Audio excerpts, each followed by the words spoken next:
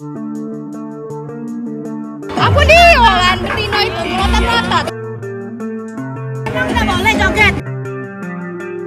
Viral seorang wanita tak terima karena ditegur orang saat joget di mall.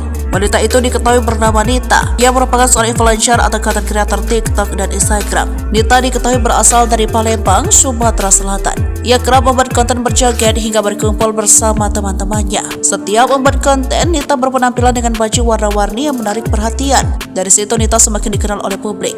Sosok Nita kala itu viral lewat videonya berjoget menggunakan baju bernuansa serba pink dan hitam di salah satu mall. Saat itu ia tengah berjoget di sebuah mall di Palembang. Namun aksinya itu membuat geram seorang pengunjung lain lantaran tersenggol. Mengetahui hal itu, Nita merasa tak terima. Apalagi ia menganggap sama sekali tak menyenggol siapapun ketika berjoget. Aku konten kreator dengan vibes konten biasa joget-joget. Posisi aku joget-joget di umum sesuai situasi, ada musik dan banyak yang joget di sana. Kira-kira ada lihat agak aku joget nyenggol orang saat aku berjoget. Tulis lewat TikToknya.